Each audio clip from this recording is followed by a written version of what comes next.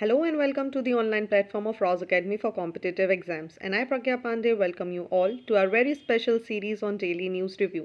बात करते हैं आज के महत्वपूर्ण आर्टिकल्स के बारे में और सबसे पहले हम चर्चा करेंगे केरला की।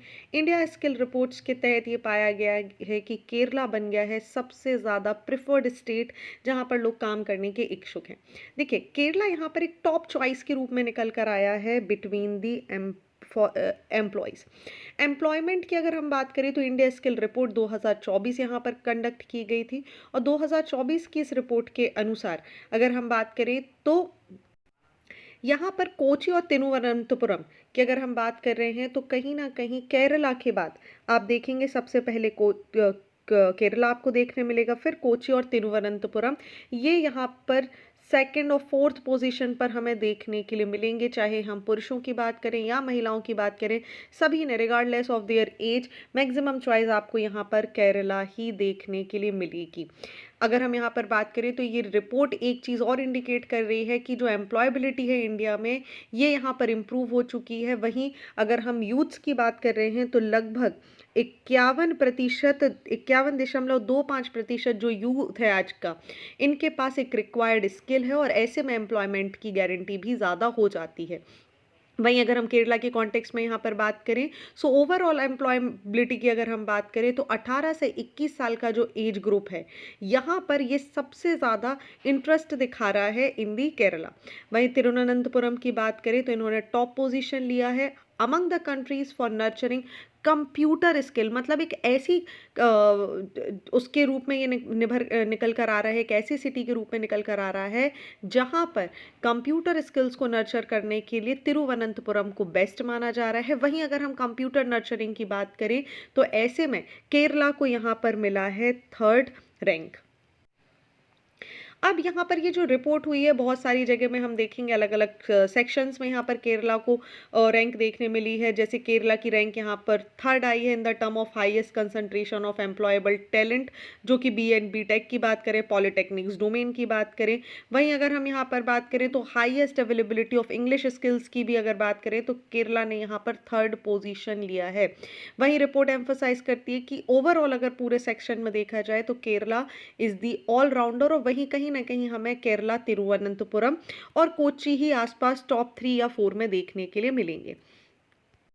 चलिए यहीं पर बात कर लेते हैं हम वी बॉक्स के बारे में। देखिए वी बॉक्स, ठीक है, समझिए Wheebox India skill report basically इसका पूरा नाम होता है 2023। इसको यहाँ पर कंपाइल किया गया है अलग अलग trade bodies, companies, educational institution, जैसे इसके अंदर आपको CII, AICTE, AIU, Sunstone Pearson's, AWS, economics times और अलग अलग जगह इसके अंदर देखने के लिए मिलेंगी। लगभग 3.75 लाख से भी ज़्यादा कैंडिडेट्स को यहाँ पर इसके अंदर यहाँ पर जज किया गया है और इसी के साथ आप देखेंगे तो अलग अलग इंडस्ट्रीज़ और अलग अलग जगह से ये पूरा डेटा यहाँ पर रेडी कर बनाया जाता है। ओके, चलिए यहीं पर एक चीज़ और आप याद रखेंगे कि करंट शेयर की अगर हम बात करें इस रिपोर्ट के हिसाब से तो वुमेन का जो इंडिया वर्कफोर्स में जो परसेंटेज है इट इज़ दी 33%। वहीं हम बात करेंगे मेल्स के परसेंटेज की तो इट इज़ 67% इन इंडिया। वहीं अगर हम देखें तो राजस्थान यहाँ पर highest percent of employable female बनकर निकल कर आया है। यहाँ पर जो वर्कफोर्स है फीमेल्स एम्प्लॉय की इट इज़ अलोन 53.5%। वहीं second highest percentage of female की अगर हम बात करेंगे तो ये हमें देखने के लिए मिला है उत्तर प्रदेश में। वहीं अगर हम बात करें तो एम्प्लॉयबल जो टैलेंट है, जो पूल है, इनके बढ़ने की सबसे ज़्यादा उम्मीद उत्तर प्रदेश, महाराष्ट्र और दिल्ली में ही देखने के लिए मिलेगी। अमंग दी डोमेन्स अगर हम बात करें BCom, MB और B फार्मा ग्रेजुएट्स की अगर हम यहाँ पर देखेंगे तो सबसे ज़्यादा ग्रेजुएट होने वाले जो बच्चे हैं वो इन्हीं फील्ड से देखने के लिए मिलेंगे।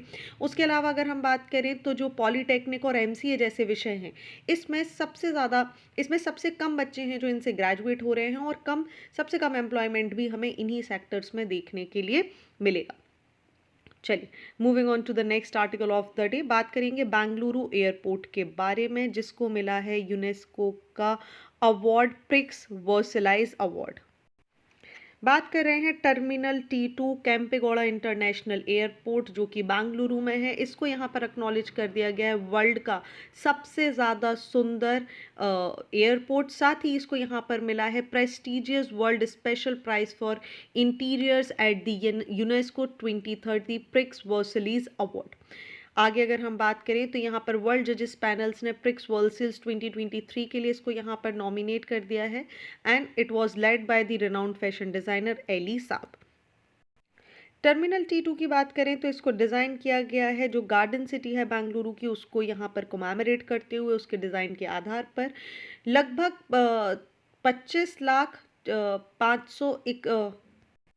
2,55,661 स्क्वायर मीटर के क्षेत्र में ये यहाँ पर बना हुआ है। अगर हम इसके फाउंडेशनल पिलर्स की बात करें तो हमें कहीं ना कहीं एक technological leadership, terminal in garden, environmental ecological stewardship और यहाँ पर कर्नाटका का जो रिच हेरिटेज और कल्चर है उसको सेलिब्रेट करते हुए सेक्शंस दिखाई देते हैं। चलिए बात करें अगर हम प्रिक्स वर्सेल्स अवार्ड के बारे में तो इसको इस्टेब्लिश किया गया था 2015 में, जो कि फोकस करता है कि इंटेलिजेंट और सस्टेनेबिलिटी कल्चरल ड्राइव को लेकर। ये रिकॉग्नाइज करता है इनोवेशन को, क्रिएटिविटी को और जो हम लोकल हेरिटेज को किस तरीके से यहाँ पर रिफ्लेक्ट करते हैं उसको। साथ ही हमारी इकोलॉजिकल एफिशिएंसी क्या है, हम सोशल इंटरेक्शन को किस तरीके से वैल्यू कर रहे हैं, इन सारी चीज़ों को ध्यान में रखते हुए ये अवार्ड यहाँ पर दिया जाता है। और आप याद रखेंगे बेंगलुरु का टर्मिनल 2 जिसको यहाँ पर कैंपेगौड़ा इंटरनेशनल एयरपोर्ट, इसको ये अवार्ड यहाँ पर दिया गया है। चलिए बात करते हैं पोस्ट ऑफिस बिल के बारे में। काफ़ी डिटेल में यहाँ पर ये आर्टिकल आया है।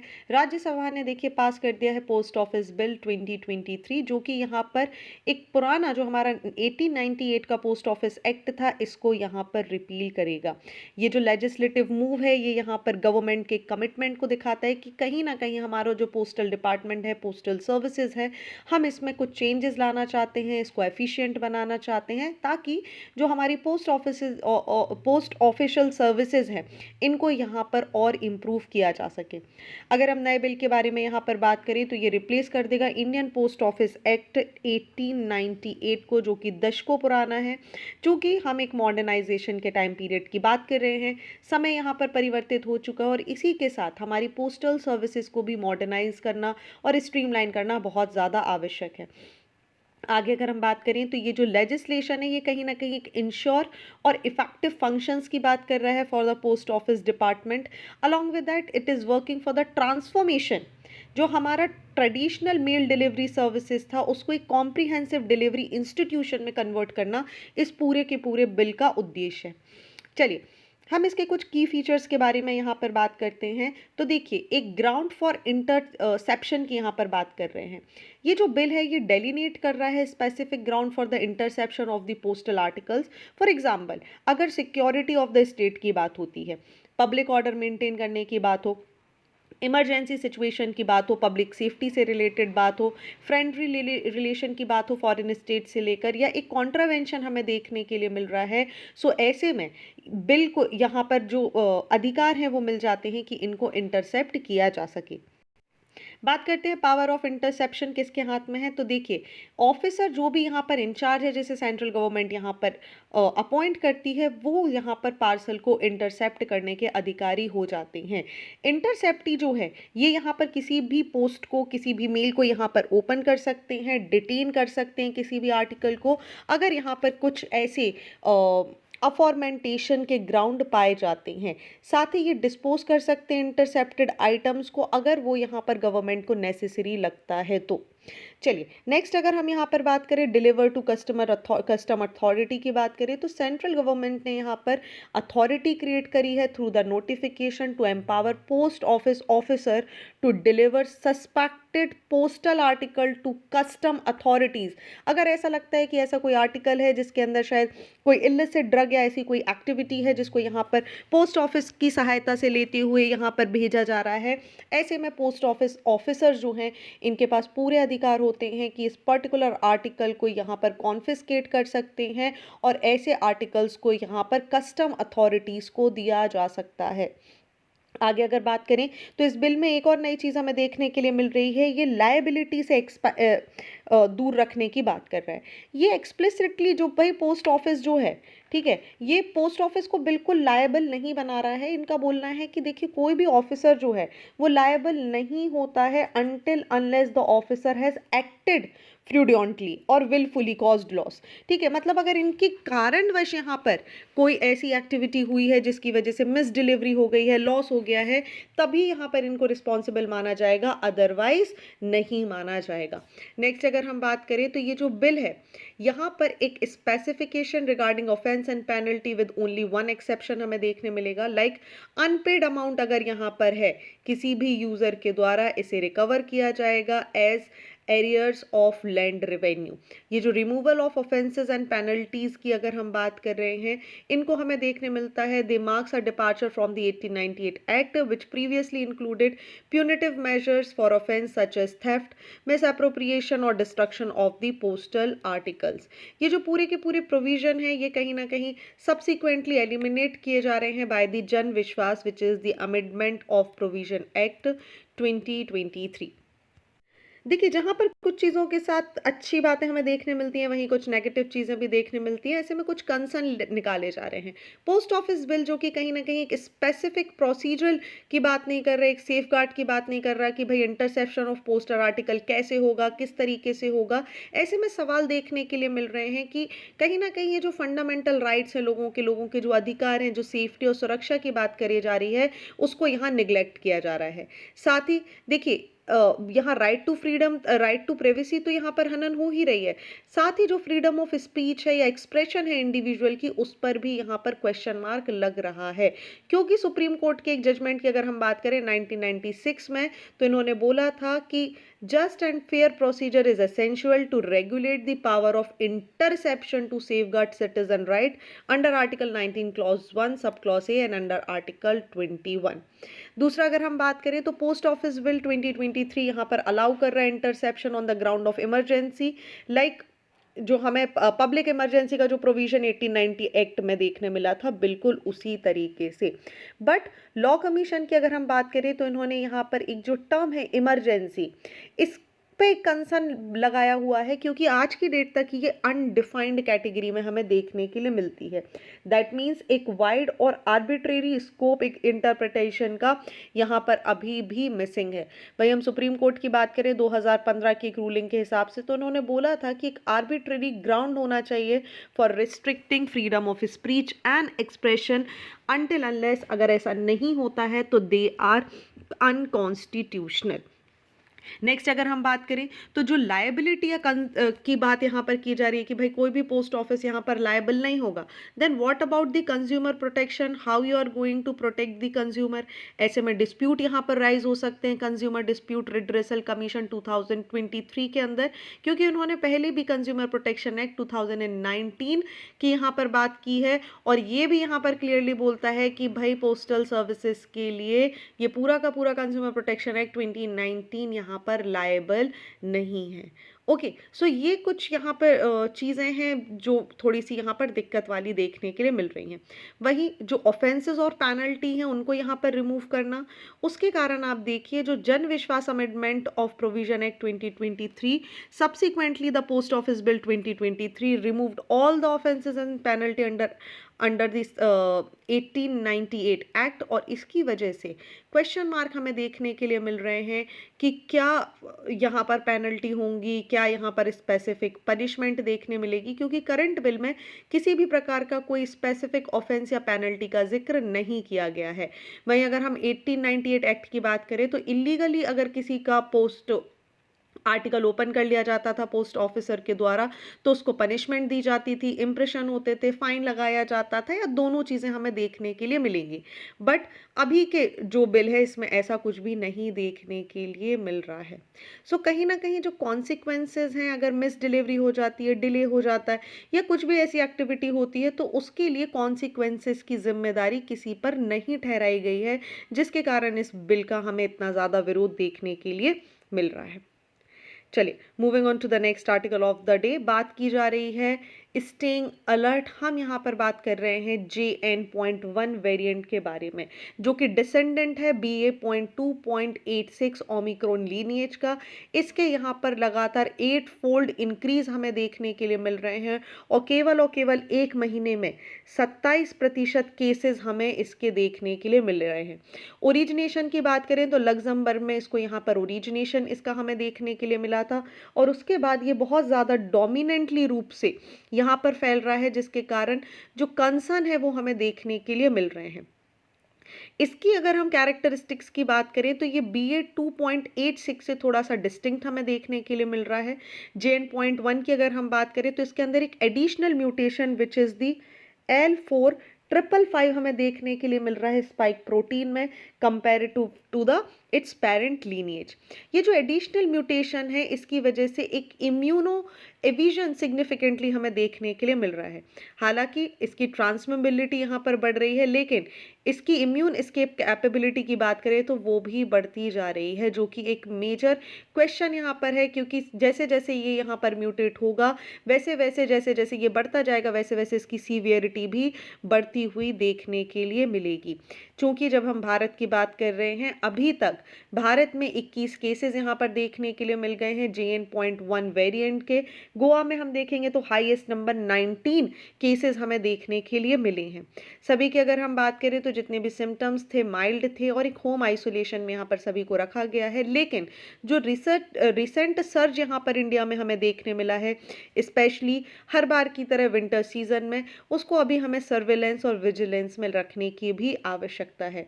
ऐसे में ज़रूरत हो जाती है कि हम फिर से मास्क के ऊपर आ जाए, एक प्रॉपर वेंटिलाइज्ड क्लोज्ड स्पेस में, पुअरली वेंटिलाइज्ड क्लोज्ड स्पेसेस में ना रहें।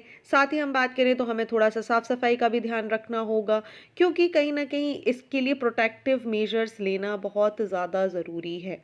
एक रिकॉल कर लेते हैं अगर हम कोविड-19 के बारे में, तो कोविड-19 की जब हम बात कर रहे हैं तो इसे सार्स कोविड-2 वायरस के द्वारा यहाँ पर देखा गया था।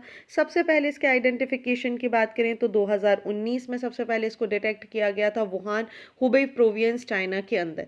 ओरिजिन स्टेटस की अगर हम बात करें तो it is till the date now it is under investigation, तो वी कैन नॉट से कि आखिर ये सारी चीज़ें कहाँ पर हुई थी। ऐसा माना जा रहा है कि सबसे पहले बैट्स में हुआ था और पॉसिबली इसका ट्रांसमिशन हमें ह्यूमन में देखने के लिए मिला था due to an intermediate host.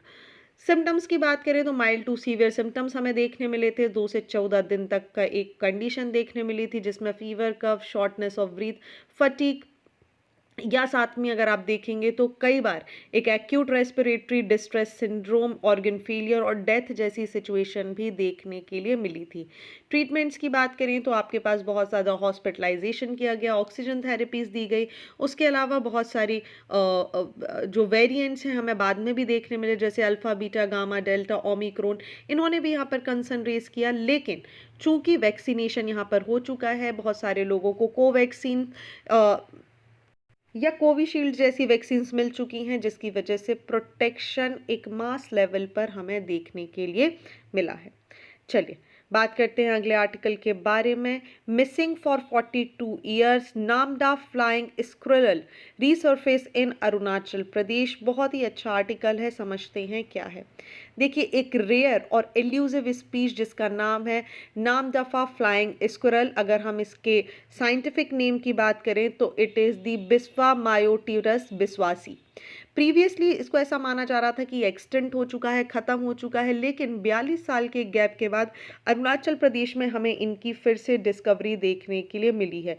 Last अगर हम बात करें 1981 में एक सिंगल स्पेसिमेन यहाँ पर लोकेट किया गया था नामदफा टाइगर रिजर्व के अंदर, और उसके बाद से इनको ढूंढना असंभव हो गया था। नॉक्ट्रल मम्माल को यहाँ पर सब्सिक्वेंटली अगर हम बात करें तो बहुत टाइम से ढूंढा जा रहा था, और अगर इनका जब से रिपोर्ट देखने नहीं मिला था तो ऐसा मान लिया गया था कि ये एक्सटिंक्ट हो चुकी हैं। अभी तक 10 एक्सपेडिशंस यहाँ पर कंडक्ट किए गए हैं 2021 से, एक बायोडाइवर्सिटी कंजर्वेशन ग्रुप के द्वारा लगभग 79 डेज में इसको यहाँ पर कंडक्ट किया गया, और फाइनली यहाँ पर सक्सेस देखने के लिए मिली है। ओके, बात करें अगर हम इस नामदफा फ्लाइंग स्क्विरल के बारे में, तो एक रेयर नॉकटर्नल स्पीशी है जो कि हमें अरुणाचल प्रदेश और नॉर्थ ईस्ट के क्षेत्र में देखने के लिए मिलता है। नामदफा नेशनल पार्क में यूजुअली 1981 में लास्ट टाइम इसे देखा गया था। यहाँ पर जो जीनस बिस्वा मायोपिटेरस है, इसका यहाँ पर सोल मेंबर ये माना जाता है।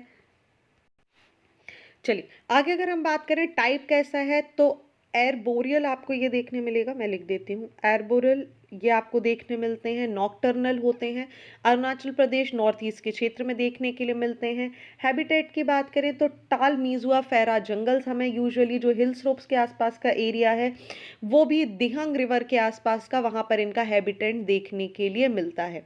आगे अगर हम बात करें इनके फिजिकल डिस्क्रिप्शन के बारे में, तो थोड़ा सा रेडिश ग्रिजल्ड फर हमें यहाँ पर देखने मिलते हैं, और थोड़ा सा वाइट सा सेक्शन देखने मिल जाता है, पेल ग्रे क्राउन यहाँ पर हमें इनका देखने मिल जाता है, ऑरेंजेस पैटेगियम वाइट अंडर पार्ट्स देखने के लिए मिल जाते हैं, जैसे आपको यहाँ पर इमेज में देखने के लिए मिल रहे हैं।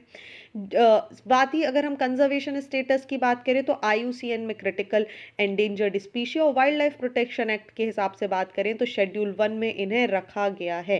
थ्रेट्स अगर देखें तो इनके लिए सबसे बड़ा थ्रेट माना जा रहा है habitat destruction. Okay, so these are the few things about the squirrel जो आपको याद रखना है। चलिए बात करें Namdapha national park tiger reserve के बारे में, तो नामदफा नेशनल पार्क इस्टेब्लिश किया गया था 1983 में। लगभग 2000 स्क्वायर किलोमीटर के एरिया में एक लार्ज प्रोटेक्टेड एरिया है अरुणाचल प्रदेश में। वहीं अगर हम बात करें तो eastern Himalayan hot biodiversity hotspot का ये पार्ट देखने के लिए मिलता है। यहाँ से एक नदी हमें देखने के लिए मिलती है पार्क के पास से, जो कि नेदियांग रिवर के पास मिलती है, वहीं से इसका नाम हमें देखने के लिए मिल जाएगा। अगर हम इसके एग्जैक्ट लोकेशन की बात करें तो Dapha Bum range of the Mishmi Hills and the Patkai range इसके बीच में ये देखने के लिए मिल जाता है। अगर हम यहीं पर बात करें इस पर्टिकुलर पार्क के बारे में, तो ये इंडो म्यांमार और चाइना ट्राई जंक्शन का क्षेत्र देखने के लिए मिल जाता है। नामदफा की बात करें तो 4th largest national park India में है। सबसे पहले हिमिस नेशनल पार्क हमें देखने मिल जाएगा जो कि लद्दाख में है। Then desert national park Rajasthan, Gangotri national park Uttarakhand देखने के लिए मिल जाएगा। वहीं अगर हम बात करें तो यूनेस्को वर्ल्ड हेरिटेज साइट की टेंटेटिव लिस्ट का पार्ट भी ये है। साथ ही अकलौता ऐसा पार्क बन जाता है वर्ल्ड में to have the 4 feline species, जिसके अंदर टाइगर, लेपर्ड, स्नो लेपर्ड और क्लाउडेड लेपर्ड देखने के लिए मिल जाते हैं। ओके, साथ ही हुलुक गिबन्स जिनके बारे में हमने पहले भी बात करा है, द ओनली एप स्पीशीज, वो भी आपको इस पर्टिकुलर नेशनल पार्क में देखने के लिए मिलेंगे। चलिए, तो ये थे आज के महत्वपूर्ण आर्टिकल। आई होप आपको सारी चीज़ें क्लियर हो चुकी होंगी। बात करते हैं मेंस के क्वेश्चन ऑफ द डे के बारे में। So here are 2 very important question in front of you. What all you have to do, just write the answer, click the photograph and upload it on our website. So thank you for watching this video. Do not forget to hit like button, comment your valuable feedback and also press the subscribe button to never miss any updates. Thank you and see you tomorrow.